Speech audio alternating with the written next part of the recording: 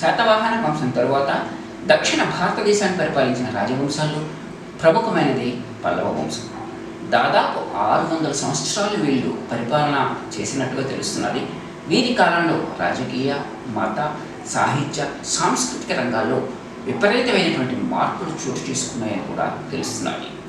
ఆ కారణంగానే ఉత్తర భారతదేశానికి గుప్తులు ఎలాంటి సేవ అయితే చేశారో దక్షిణ భారతదేశానికి పల్లవులు కూడా అలాంటి సేవ చేశారని చరిత్రకారులు చెప్పడం జరుగుతున్నది. ఇంకా పల్లవుల వంశం ఉత్పత్తి గురించి తెలుసుకుంటే, శాతవాహన సామ్రాజ్యం పతనం అయిపోయిన తర్వాత పల్లవులు కంచిని రాజధానిగా చేసుకుని 6 శతాబ్దాల పాటు పరిపాలన సాగించారట. పల్లవుల వంశానికి సింహళ దేశ బౌద్ధ గ్రంథమైనటువంటి మహావంశలో కృష్ణా నదీ తీరంలో పల్లవ బొగ్గ అనే ప్రాంతాన్ని పేర్కొనడం జరిగింది. ఆ ప్రాంతమే ప్రస్తుతం ఉన్నటువంటి గుంటూరు జిల్లాలోని పలనాడు అని తెలుస్తున్నది. తొలి పల్లవులు శాసనాలు అయినటువంటి మంచికళ్ళు, మైదవోలు శాసనాలు ఈ ప్రాంతంలోనే లభించాయట. అందువల్ల పల్లవులని ఆంధ్రులని కొందరు అంటూ ఉంటారు. వేద సిద్ధాంతం ప్రకారం పల్లవులు ప్రథమ నివాసం స్థలం పలనాడని, అక్కడి నుంచి వాళ్ళు తొండై మండలం పోయి నాగవంశీయులతో వైవాహిక సంబంధాలను ఏర్పాటు చేసుకుని అక్కడ స్వతంత్ర రాజ్యాన్ని స్థాపించారని కూడా మనకి తెలుస్తున్నది. అశోకుని శాసనాల్లో పేర్కొన్న పాలవులు లేదా పులిందులే పల్లవులు అని చరిత్రకారులు అంటారు. పర్షియా నుంచి వలస వచ్చి స్థిరపడిన పల్లవులు లేదా పార్దీయులే పల్లవులని మరికొంతమంది అంటారు. ఈ పల్లవులే వాకాటకులు లాగా బ్రాహ్మణులని, భరద్వాజ గోత్రీకులని, సంస్కృత భాషాభిమానులు కావడం వల్ల పల్లవులు వాకాటక వంశశాఖగా భావించారని మరికొంతమంది చెప్తూ ఉంటారు. మరికొంతమంది అయితే పల్లవులు తొండై మండలానికి చెందిన శాఖ వారిని మరికొంతమంది అభిప్రాయపడుతూ ఉంటారు. ఇంకా వంశవృక్షం గురించి చూసుకున్నట్టయితే పల్లవుల వంశోత్పత్తి మాదిరిగానే వాళ్ళ వంశ వృక్షానికి కూడా అనేకమైనటువంటి వాదనలు ఉన్నాయి. శాసనాలను ఆధారంగా చేసుకుని ప్రాచీన పల్లవులు, నవీన పల్లవులు లేదా బృహత్ పల్లవులు అనే 2 వంశాలు ఉన్నట్టుగా కూడా మనకి తెలుస్తున్నాయి. ప్రాచీన పల్లవులకు చెందినటువంటి 20 శాసనాలు అయితే లభించడం జరిగింది. వీటిలో 4 ప్రాకృతంలోనూ మిగిలినవి సంస్కృతంలోనూ ఉన్నట్టుగా వాళ్ళు తెలియజేశారు. ఇంకా ప్రాచీన పల్లవుల గురించి మనం చూసుకున్నట్టయితే ప్రాచీన పల్లవులకి మూల పురుషుడు సింహవర్మ. సింహవర్మ కుమారుడు శివస్కందవర్మ. ఇతడు శాతవాహన రట్ట, తొండై మండలం, కుంతల రాజ్యాలను జయించి పల్లవ రాజ్యాన్ని కృష్ణా, కావేరీ నదుల మధ్య వరకు విస్తరింపచేశాడట. ఇతడిని ధర్మ మహారాజాధిరాజ అనే బిరుదు కూడా ఉన్నదట. ఇతని తర్వాత ప్రాచీన పల్లవుల చరిత్ర గురించి స్పష్టమైనటువంటి ఆధారాలు ఎక్కడ కూడా లభించలేదు. సముద్రగుప్తుడి అలహాబాదు ప్రశస్తి కాంచీపురాన్ని విష్ణుగోపుడు పరిపాలిస్తున్నాడని తెలియజేస్తున్నది. ఇతని తరువాత కుమార విష్ణువు, సింహవర్మ, నందివర్మ పరిపాలించారు. నందివర్మతో ప్రాచీన పల్లవ వంశం అంతరించిందని కూడా మనకి తెలుస్తున్నది. నవీన పల్లవుల గురించి చూసుకున్నట్టయితే ఇందులో మొదటివాడు సింహవిష్ణువు. తమిళ దేశంలో పల్లవుల అధికారాన్ని క్రీస్తు శకం 575లో పునరుద్ధరించిన వాడు సింహవిష్ణువు. ఇతనికి ప్రాచీన పల్లవులకి ఉన్న సంబంధం ఎటువంటిదో తెలియదు. ఇతని సంతతి వారే నవీన పల్లవులని వాళ్లే ప్రసిద్ధి చెందారని, తమిళంలో అలజడికి కారకులైన కలబ్రుని అణిచివేసి ఇతడు కావేరీ నది వరకు తన రాజ్యాన్ని విస్తరింపజేశాడని, చోళ, పాండ్య, కేరళ ప్రభువులు ఇతడి సార్వభౌమాధికారాన్ని అంగీకరించారని కూడా తెలుస్తున్నది. ఇతనికి అవని సింహ అనే బిరుదు ఉన్నట్టు కూడా మనకి అర్థమవుతున్నది. తర్వాత మొదటి మహేంద్రవర్మ. క్రీస్తు శకం 600 నుంచి 63 వరకు సింహవిష్ణువు కుమారుడైనటువంటి మొదటి మహేంద్రవర్మ పల్లవ రాజ్యాన్ని ఉత్తరాన కృష్ణానది వరకు విస్తరింపజేశాడు. ఇతని పాలనా కాలంలో ఒకవైపు పాండ్యులతోనూ మరొక వైపు బాదామి చాళుక్యులతోనూ వైరం ప్రారంభమైందని తెలుస్తున్నది. ఇతడు పాండ్యులను ఓడించి కావేరీ నదీ ప్రాంతంలో డెల్టా భూముల్ని ఆక్రమించడం కూడా మనకి తెలుస్తూ ఉన్నదన్నమాట. ఆ తర్వాత క్రీస్తు శకం 630లో 2వ పులకేసి పల్లవ రాజ్యంపై దండెత్తి పుల్లలూరు యుద్ధంలో మహేంద్రవర్మను ఓడించి పల్లవ రాజ్యంలోని ఉత్తర ప్రాంతాలను ఆక్రమించాడు. పల్లలూరు యుద్ధం తరువాత కొద్ది కాలానికి మహేంద్రవర్మ మరణించాడు. మహేంద్రవర్మ బహుముఖ ప్రజ్ఞాశాలని చెప్తూ ఉంటారు. మొదట జైనుడు అయినప్పటికీ కూడా ఇతను అప్పర్ బోధనల వలన శైవుడు అయ్యాడు. తాను రాసినటువంటి మత్త విలాస ప్రహసనంలో జైన బౌద్ధ మతాలతో పాటు కాపాలిక, కాలాముఖుల వంటి తీవ్రవాద శైవ శాఖను విమర్శించాడు. సంగీతం పట్ల ఇతనికి ఆసక్తి ఉంది. రుద్రాచార్యుడి వద్ద సంగీతం నేర్చుకున్నాడు. చెరువులను కూడా తవ్వించాడు. వ్యవసాయాన్ని ప్రోత్సహించాడు. తమిళంలోని గుహాలయాల నిర్మాణం నిర్మించినట్టు ఇతడి శాఖలో తమిళ దేశంలో గుహాలయాల నిర్మాణం కూడా ఇతని కాలంలోనే ప్రారంభమైందని, ఇటుక, కలప, లోహం, అడుసుమిల్లుతో సంబంధాలు లేకుండా ఆలయాలు నిర్మించినట్టు ఇతర శాసనాలు కూడా చెప్తున్నాయి. తిరుచినాపల్లి, చెంగల్వట్టులలో ఆలయాలు, మామండూరు, దళవాను గుహాలయాలు ఇతని కాలంలోనివే అట. సిత్తన్న బాసల్ గుహలలో ఇతని కాలం నాటి వర్ణ చిత్రాలు ఉన్నాయని కూడా మనకి తెలుస్తున్నది. ఈ విధంగా సాహిత్యం, సంగీతం, వాస్తు, శిల్పకళా రంగాల్లో ఆసక్తితో పాటు ఆయా రంగాలలో నూతన ధోరణులను ప్రారంభించినంత మహేంద్రవర్మ విచిత్ర చిత్తుడు, చిత్రకార పులి, గుణభారుడు, లలితాంకురుడు అనేటువంటి పేర్లతో కీర్తి పొందాడని కూడా మనకి తెలుస్తూ ఉన్నది. ఆ తర్వాత మొదటి నరసింహవర్మ క్రీస్తు శకం 630 నుంచి 668 వరకు మొదటి మహేంద్రవర్మ, తరువాత అతని కుమారుడు మొదటి నరసింహవర్మ రాజయ్యాడు. ఇతడు పల్లవులలోనే అగ్రగణ్యుడని మనకి తెలుస్తున్నది. ఇతడు రాజ్యాధికారం స్వీకరించిన కొద్ది కాలానికి చాళుక్య దండయాత్రలను ఎదుర్కొనవలసి వచ్చింది.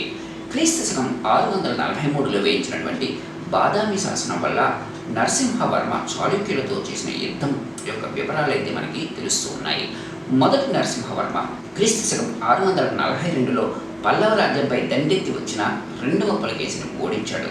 అంతేకాకుండా చిరుతొండ, పరంజ్యోతి నాయకత్వంలో పల్లవ శరాలను పులకేశి బాదామి వరకు తరిమి బాదామిని ముట్టడించి రెండవ పులకేశిని వధించి బాదామిని కూడా దోచుకున్నాడని తెలుస్తున్నది. ఈ దండయాత్రలో సింహళ రాజమారవర్మ ఎంతో సహాయపడ్డాడు.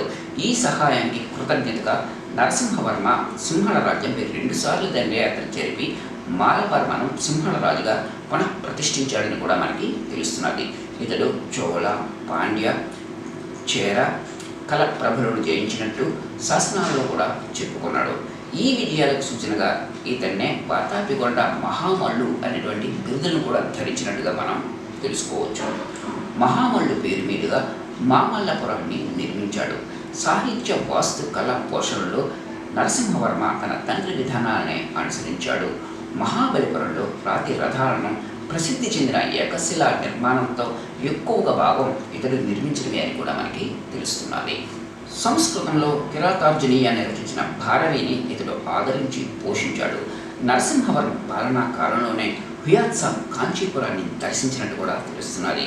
కాంచీపురంలో ఆ సమయంలో బౌద్ధ, జైన, హిందూ మతాల రాజపోషణలు అందుకున్నట్టు ఆయా మతాల ఆలయాలు ఎన్నో ఉన్నట్టు హుయాత్సాంగ్ తన రచనలో తెలియజేయడం జరిగింది.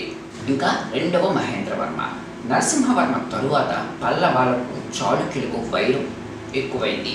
నరసింహవర్మ కుమారుడైనటువంటి రెండవ మహేంద్రవర్మ చాళుక్య రాజు విక్రమాదిత్యుని చేతిలో ఓడిపోయాడట. ఈ ఓటమి వల్ల రేనాటి చోరులు మొదలైన సామంతులు అనేక చాళుక్యుల సార్వభౌమత్వాన్ని అంగీకరించారు. రెండవ మహేంద్రవర్మ కుమారుడైన పరమేశ్వరవర్మ కాలంలో విక్రమాదిత్యుడు కాంచీపురాన్ని జయించడమే కాకుండా తిరుచినాపల్లి సమీపంలో ఒరయూరు వరకు పురోగమించాడని కూడా తెలుస్తున్నది. కానీ పరమేశ్వరవర్మ పెరువల్లనల్లూరు యుద్ధంలో విక్రమాదిత్యుడిని ఓడించడమే కాక చాళుక్య రాజ్యంపై దండయాత్ర చేసి దాడి చేశాడు. ఇతని కుమారుడైన రెండవ నరసింహవర్మ క్రీస్తు శకం 700 నుంచి 728 వరకు పాలనాకాలం సాగిందని కూడా మనకి తెలుస్తున్నది. ఇతనికి రాజసింహ అనే బిరుదు కూడా ఉంది. ఇతను ఎన్నో శివాలయాలను నిర్మించాడు. రెండవ పరమేశ్వరవర్మ గురించి మనం చెప్పుకున్నట్టయితే రాజసింహ కుమారుడు రెండవ పరమేశ్వరవర్మ క్రీస్తు శకం 728 నుంచి 731 మధ్యకాలంలో చాళుక్య యువరాజు రెండవ విక్రమాదిత్యుడు పల్లవ రాజ్యంపై దండెత్తి కాంచీపురాన్ని దోచుకున్నాడు. ఈ దండయాత్రలో చాళుక్యులు సహాయం చేసిన పశ్చిమ గాంగులను శిక్షించేందుకు పరమేశ్వరవర్మ వారిపై దండెత్తాడు. కానీ క్రీస్తు శకం 731లో జరిగిన విలందే యుద్ధంలో మరణించాడు. రెండవ పరమేశ్వరవర్మ మరణించడంతో సింహ విష్ణు వంశం అంతరించిందని తెలుస్తున్నది. సింహాసనం కొరకు పల్లవ వంశం శాఖల మధ్య ఘర్షణ కూడా ప్రారంభం అయింది. నందివర్మ పల్లవ సామంతులు కాంచీపుర ఘటికా స్థానంలోని విద్వాంసులు సమావేశమై పల్లవ వంశం శాఖకు చెందిన నందివర్మను రాజుగా ఎన్నుకున్నారు. నందివర్మకు పల్లవ మల్ల అనే బిరుదు కూడా ఉందట. ఇతని కాలంలోనే పల్లవ రాజ్యం శత్రురాజుల దండయాత్రలో కూడా గురైనట్టు మనకి స్పష్టంగా తెలుస్తున్నది. క్రీస్తు శకం 733లో రెండవ విక్రమాదిత్యుడు మరొకసారి దండెత్తి వచ్చి కాంచీపురాన్ని దోచుకున్నాడట. పాండ్యులతోనూ పశ్చిమ గాంగులతోనూ కూడా నందివర్మ యుద్ధం చేయవలసి వచ్చింది. రాష్ట్రకూటులు దంతిదుర్గుడు దండెత్తి వచ్చి నందివర్మను ఓడించారట. ఇతని కాలంలోనే ఇతని పాలనా కాలం చివరిలో చాళుక్య యువరాజు కీర్తివర్మ కాంచీపురంపై దాడి చేసి దూచుకుని పోయారట. నందివర్మ పాలనా కాలంలో పల్లవ రాజ్యం పతనం ప్రారంభమైంది. నందివర్మ కుమారుడు దంతివర్మ కాలంలో రాష్ట్రకూట రాజు అయినటువంటి గోవిందుడు క్రీస్తు శకం 804లో కాంచీపురాన్ని దోచుకున్నాడట. పల్లవుల బలహీనతను లోకానికందరికీ కూడా తెలిసిపోయింది. అందువల్ల పాండ్యులు కూడా విజృంభించి రాజ్య విస్తరణకు పూనుకోవడం జరిగింది అని కూడా మనకి తెలుస్తున్నది. మూడవ నందివర్మ దంతివర్మ కుమారుడైనటువంటి మూడవ నందివర్మ సామంతుల సహాయంతో పాండ్యులను ఓడించాడట. ఇతని తరువాత నృపతుంగవర్మ రాజు అయ్యాడు. ఇతని తరువాత రాజైన అపరాజిత వర్మ వల్ల పల్లవ రాజుల్లో చివరివాడు అపరాజిత వర్మే. క్రీస్తు శకం అపరాజిత వర్మ క్రీస్తు శకం 880లో శ్రీ పురాంబియం యుద్ధంలో పాండ్యులని ఓడించాడు.